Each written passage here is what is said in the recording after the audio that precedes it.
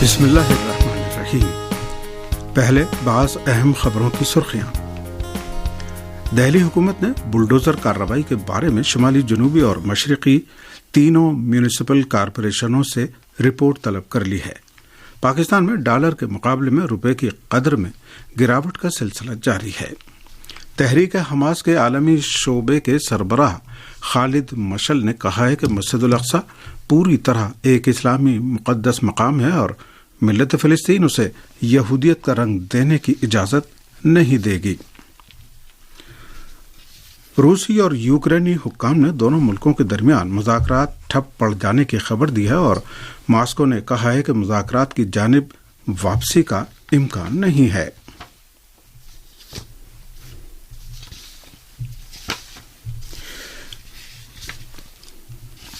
اور ایران میں آج فارسی شعر و ادب کی عظیم شخصیت عمر خیام کا یادگار دن منایا جا رہا ہے۔ اہم خبروں کی سرخیوں کے بعد اب پیش ہے خبروں کی تفصیل۔ دہلی حکومت نے بلڈوزر کارروائی کے بارے میں شمالی، جنوبی اور مشرقی تینوں میونسپل کارپوریشنوں سے رپورٹ طلب کر لی ہے۔ دہلی سے ہمارے نمائندے کی رپورٹ کے مطابق دہلی کی ریاستی حکومت نے تینوں بلدیاتی اداروں کو نوٹس جاری کر کے حکم دیا ہے کہ 1 اپریل سے جتنی بھی بلڈوزر کارروائی انجام دی گئی ہے اس کی مکمل رپورٹ پیش کی جائے۔ دہلی کے شمالی، جنوبی اور مشرقی میونسپل کارپوریشنوں کے نام ریاستی حکومت کے نوٹس میں کہا گیا ہے کہ رپورٹ میں بلڈوزر کارروائی میں منہدم کیے جانے والے مکانات اور دکانوں کے مکمل اعداد و شمار بھی پیش کیے جائیں۔ واضح رہے کہ دہلی کی ریاستی حکومت نے بلڈوزر کارروائی کو غیر قانونی قرار دیتے ہوئے اس کی سخت مخالفت کی ہے۔ دہلی کے وزیر اعلیٰ اروند کیجریوال نے پیر کو ایک پریس کانفرنس میں کہا تھا کہ بھارتیہ جنتا پارٹی کے زیر کنٹرول دہلی کے میونسپل کارپوریشنوں نے قومی دارالحکومت میں 63 لاکھ مکانات اور دکانوں کو منہدم کرنے کی تیاری کی ہے۔ انہوں نے کہا کہ اگر ایسا ہوتا ہے تو یہ بہت بڑی تباہی ہوگی۔ پاکستان میں ڈالر کے مقابلے میں روپے کی قدر میں گراوٹ کا سلسلہ جاری ہے اور بدھ کو انٹر بینک معاملات میں ایک ڈالر 190 روپے اور آزاد مارکیٹ میں 200 روپے سے عبور کر گیا۔ پاکستانی ذرائع کے مطابق بین الاقوامی مالیاتی ادارے IMF کے ساتھ معاہدے سے متعلق غیر یقینی کی کیفیت اور ملک کی معیشت کے بارے میں افواہوں کے نتیجے میں ملکی کرنسی پر دباؤ کا سلسلہ جاری ہے۔ اس رپورٹ کے مطابق بدھ کو انٹر بینک معاملات میں ایک ڈالر 199 روپے اور آزاد مارکیٹ میں 200 روپے سے زیادہ کا ہو گیا ہے۔ رپورٹوں کے مطابق پاکستان میں انٹر بینک معاملات میں آج ڈالر کی قیمت میں 1 روپے 90 پیسے اور آزاد مارکیٹ میں 3.5 روپے کا اضافہ دیکھا گیا۔ واضح رہے کہ انسٹیٹیوٹ آف پالیسی ریفارم کی رپورٹ میں بتایا گیا ہے کہ پاکستان پر غیر ملکی قرضے کی رقم 37 ارب ڈالر سے بڑھ کر 122 ارب ڈالر ہو گئی ہے۔ رپورٹ میں سفارش کی گئی ہے کہ حکومت پاکستان کو قرضوں کی ادائیگی کے لیے مزید قرضے لینے کی روش ترک کر کے ترسیلات زر کا ایک مخصوص حصہ غیر ملکی قرضوں کی واپسی کے لیے مختص کرنا ہوگا۔ ایک اور رپورٹ کے مطابق پاکستان کے وزیر اعظم میاں شہباز شریف نے روپے کی قدر میں گراوٹ کا سلسلہ روکنے کے لیے لگژری اور غیر ضروری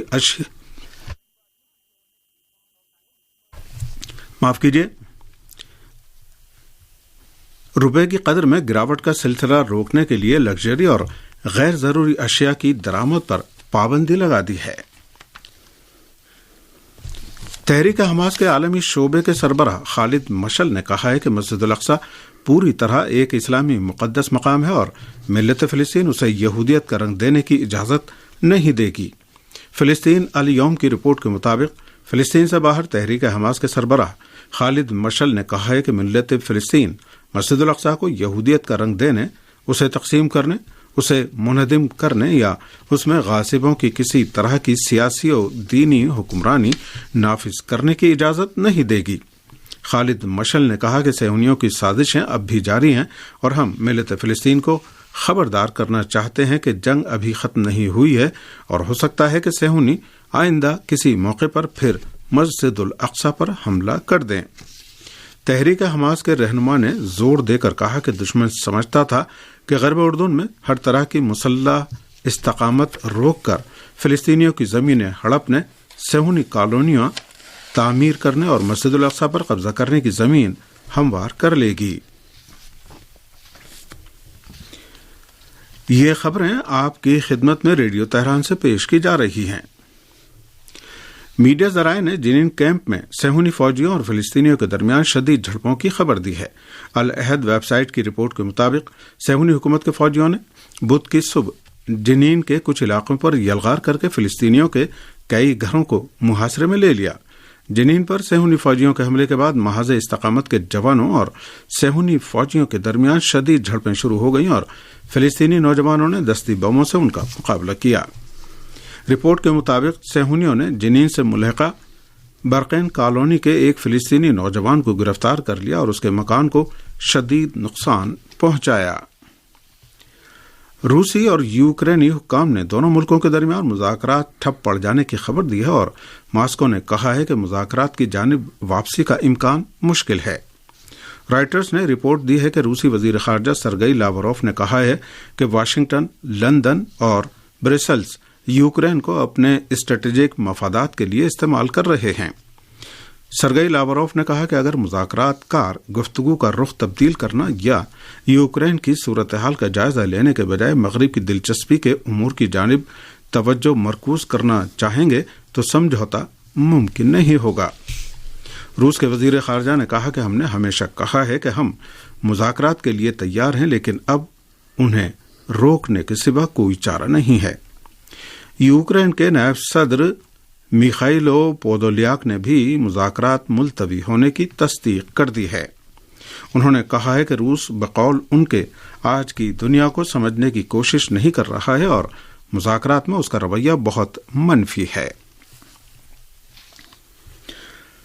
مغربی ذرائع ابلاغ نے دعویٰ کیا ہے کہ روس نے فن لینڈ اور سویڈن کی نیٹو میں شمولیت کی درخواست پر رد عمل ظاہر کرتے ہوئے فن لینڈ کی سرحدوں پر ایٹمی میزائل نصب کر دیے ہیں۔ روزنامہ نیو یارک ٹائمز کے دعوے کے مطابق نیٹو میں فن لینڈ اور سویڈن کی شمولیت کی درخواست کے بعد روسی فوج نے بڑی تعداد میں ایٹمی میزائل فن لینڈ سے ملنے والی سرحدوں کے قریب منتقل کر دیے ہیں۔ اس سے پہلے برطانوی خبر رساں ایجنسی رائٹرز نے بھی اپنی رپورٹ میں ایسا ہی دعویٰ کیا تھا۔ سویڈن اور فن لینڈ نے حال ہی میں نیٹو میں شمولیت کی درخواست پیش کرنے کا اعلان کیا تھا۔ روس کی جانب سے شدید انتباہ کے باوجود فن لینڈ کی پارلیمنٹ نے نیٹو میں شمولیت کا بل بھاری اکثریت سے منظور کر لیا ہے۔ فنش پارلیمنٹ کے اسپیکر میٹی مین ہینن نے بتایا ہے کہ نیٹو میں شمولیت کی درخواست کی صرف 8 ارکان نے مخالفت کی۔ اس طرح 188 ووٹوں سے یہ بل منظور کر لیا گیا۔ سویڈن اور فن لینڈ ایسے وقت میں مغربی فوجی اتحاد نیٹو میں شمولیت کی تگ و دو کر رہے ہیں کہ جب روسی حکام ایسے کسی بھی اقدام کے بارے میں سخت خبردار کرتے رہے ہیں۔ روس نے پیر کے روز متنبع کیا تھا کہ فن لینڈ اور سویڈن کی نیٹو میں شمولیت کا فیصلہ ایک غلطی ہے اور ماسکو اس پر خاموش نہیں بیٹھے گا۔ برطانیہ میں ریکارڈ توڑ افراط زر اور اشیاء صرف کی قیمتوں میں ہوش ربا اضافے کے بعد حزب اختلاف کی جماعت لیبر پارٹی نے خبردار کیا ہے کہ ملک میں 2.5 لاکھ کے قریب خاندانوں کے فقیر ہونے کا خدشہ ہے۔ لیبر پارٹی کے رکن پارلیمنٹ جناتھن ایش ورتھ نے کہا ہے کہ ملک میں ریکارڈ توڑ افراط زر اور غذائی اشیاء کی قیمتوں میں ہوش ربا اضافے کے باعث خدشہ ہے کہ آئندہ سال تک پینشن پر گزارا کرنے والے 2.5 لاکھ خاندان غریب ہو جائیں گے۔ مارکیٹ کے جائزوں کے مطابق پچھلے چند ماہ کے دوران برطانیہ میں غذائی اشیاء کی قیمتوں میں 60% کا اضافہ ہوا ہے۔